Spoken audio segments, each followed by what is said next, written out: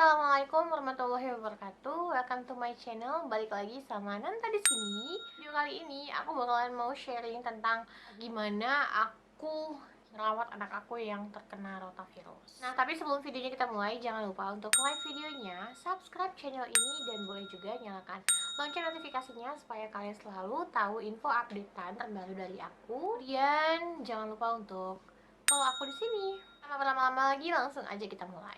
Di sini aku nge-disclaimer dulu bahwasanya aku bukan dokter, aku bukan perawat, aku bukan bidan. Jadi memang benar hanya ibu rumah tangga biasa yang punya baby gitu ya, yang baby aku ini pernah kena penyakit rotavirus, dan aku pengen share kali aja mungkin moms di rumah ataupun teman-teman semuanya butuh info dari aku.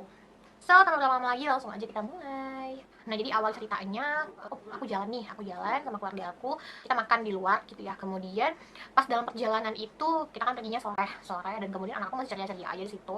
Tapi dari situ dia udah kayak menunjukin gejala kayak lebih kalem gitu, tapi nggak demam, nggak begitu ceria banget gitu. Nah, kita udah sampai ke tempat makan dan akhirnya kita makan, dan habis makan memang kita mutusin untuk langsung pulang ke rumah gitu.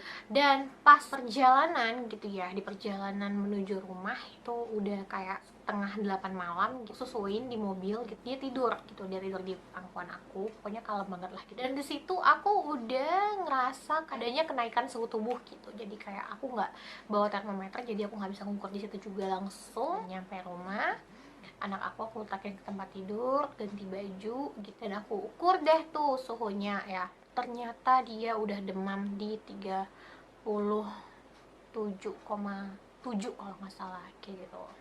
Di situ aku agak sedikit panik, padahal dianya baik-baik aja, tadinya cari-cari aja, tapi kenapa demam? Terus aku langsung was-was dong gitu kan, was-was. Oke, dia masih mau lanjut untuk tidur, aku tidurin lagi, dan gak lama setelah dia tidur, itu tepat pukul 9 malam, dia muntah. Wow, muntah gitu ya. Terus aku kayak deg-degan, kenapa ya muntah? Itu muntahnya keluarnya ASI pada saat dia nyusu pas di perjalanan gitu ya. Dia nangis-nangis gitu, dia nangis-nangis, dan juga aku tidurin, aku tenangin, susuin lagi gitu ya, dan dia tidur lagi, dan akhirnya kebangun di jam 10. Jadi setelah selisih 1 jam di muntah sebelumnya, dia muntah lagi, teman-teman. Aku ngerasa kayak wow, ini pasti ada yang salah nih gitu. Dan gak lama setelah dia muntah, dia bangun. Jadi pokoknya di hari itu udah ngerasa dia demam ya, dia demam di jam setengah 9 gitu, dan kemudian dia muntah. Itu kami hitung dalam 8 jam dia ada sekitar 4 kali muntah. Dan akhirnya setelah dia demam 8 jam, disitu aku mutusin untuk langsung memberikan paracetamol ya, paracetamol baby anak-anak, itu merek Otopan aku belikan. Udah enakan, dia demamnya turun, dan itu udah pagi ya, kejadian udah pagi. Dan ternyata di pagi itu aku kasih makan, dianya nggak mau makan, dan disitu alhasil lebih panik lagi dan sedih juga. Yang biasanya anak aku nih kalau mau makan apa aja mau gitu ya, ini sama sekali nggak mau makan, sesuap pun nggak mau makan. Terus aku mikir, nggak bisa dibiarin kalau perutnya dalam keadaan kosong. Aku mutusin di hari itu juga bawa anak aku ke dokter. Nah, tapi aku nggak bawa anak aku dalam keadaan perut yang kosong. Alhamdulillahnya, walaupun dia masih dalam keadaan sakit, demam, muntah juga, dan dia tuh main thread juga, dia diare. Jadi dalam waktu 8 jam dari malam ke pagi itu dia udah ada diare, pokoknya itu sekitar 5 kali sampai 6 kali pup gitu, yang pupnya itu diare tapi masih ada ampasnya dikit-dikit gitu, dan itu diare, dia pupnya warnanya hijau, dan aku khawatir banget dong kalau udah pup anak itu warna hijau gitu kan. Dan alhasil aku sama suami aku tuh nggak tidur dari jam setibanya kami di rumah sampai besok pagi itu nggak tidur, karena memang memantau perkembangan anak. Aku langsung bawa anak aku ke rumah sakit buat dapat penanganan lah ya dari dokter. Dan ternyata dokternya udah uji gitu ya, maksudnya kayak namanya juga konsultasi dengan dokter anak, mungkin mereka hanya pada saat itu mereka hanya bisa menguji secara klinis, ngelihat, diperiksa juga keadaan perutnya, dan ternyata dokternya bilang ini hal biasa. Oke, di situ aku agak sedikit nggak terlalu panik lagi gitu kan, karena katanya ini bisa jadi rotavirus gitu ya. Jadi memang ini adalah virus yang biasanya menyerang anak-anak di usia-usia yang seperti sekarang ini. Aisyah, anak aku 10 bulan, karena dia lagi sukanya, lagi aktif-aktifnya merangkak kesana kemari dan memasukkan segala macam benda, mainan, benda apapun itu dia masukin ke dalam mulutnya. Aku sih selaku ibu gitu ya, selaku mamanya berusaha banget untuk mengontrol semuanya, kayak menjaga tempat bermain anak sebersih mungkin, menjaga mainannya sehigienis mungkin, alat-alat makan sehigienis mungkin gitu ya. Cuma mungkin aku ada yang miss di situ, ada yang aku mungkin kelewat gitu ya, nggak tahu mungkin dia masukin sampah atau apa gitu, benda yang di benda itu ada virusnya gitu kan, kotor gitu. Jadi mungkin missnya di situ sehingga Aisyah terinfeksi rotavirus.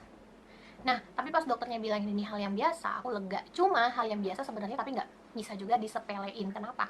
Karena setelah aku searching googling gitu ya, bahwasanya banyak kasus tingkat kematian di rotavirus yang lumayan agak tinggi gitu. Jadi benar-benar nggak bisa disepelein. Kenapa? Karena kalau misalnya disepelein, dibiarin diare gitu kan, cuma muntah-muntah doang gitu kan, cuma demam biasa. Takutnya anak yang diarenya terlalu lama itu bisa menyebabkan dehidrasi, dan kalau udah dehidrasi itu bisa berakibat fatal. Makanya aku langsung mutusin untuk membawa anak aku ke dokter.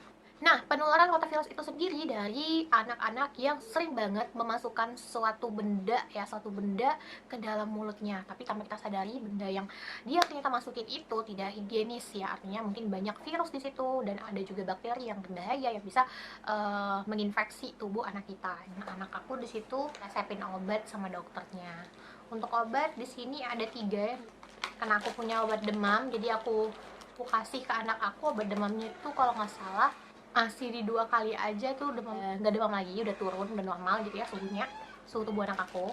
Yang diresepin sama dokternya ini ada Elbio saset ya. Elbio ini dimasukin ke dalam minuman ataupun makanan, fungsinya untuk kan anak aku diare, jadi diresepin Elbio. Jadi ini memang untuk pencernaan anak ya. Juga ada zinc ya, zinc ini yang nggak boleh putus kata dokter aku. Jadi walaupun anaknya udah nggak diare lagi dan juga udah nggak muntah-muntah lagi, zinc ini harus tetap dikonsumsi selama 10 hari gitu.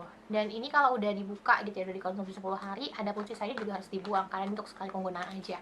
Ini apa nih? Ini Gelilium Dompridon, ini untuk obat anti muntah karena Alicia tuh muntahnya lumayan sering kemarin ya. Jadi setiap kali yang aku kasih minum tuh muntah, kayak kan dia nih sempat kayak nggak mau makan sama sekali, tapi aku kasihin pisang, dan dikasih pisang dia masih agak mau tuh, karena pisang itu kan manis tuh, pisang barangan. Aku kasih tapi dimuntahin lagi kayak gitu kan. Makanya sebelum kasih makan aku kasih obat muntahnya gitu. Ini kalau nggak salah cuma 2 kali pakai aja, 2 kali aku kasihin anak aku sebelum makan. Alhamdulillah dia gak muntah lagi, dan lumayan ya, aku ngerasa kayak sekali aja menggunakan obat yang diresepin sama dokter aku ini, dokter anak aku kayaknya itu benar-benar manjur banget dan ngefek banget di anak aku. Nah, yang jadi pelajaran buat kita para ibu-ibu dan buat aku juga khususnya, sebenarnya kalau menangani anak yang sedang sakit itu kita nggak boleh panik gitu, nggak boleh panik. Kalau misalkan kita panik, kita akan bingung gitu ya, kita akan bingung dan nggak akan kepikiran untuk melakukan sesuatu gitu ya untuk anak kita aja. Oke mam, sekian aja sharing dari aku, semoga mam suka sama videonya. Oke mam, sekian aja sharing dari aku, semoga kita dan semua keluarga kita selalu sehat. Makasih udah nonton, dan assalamualaikum warahmatullahi wabarakatuh.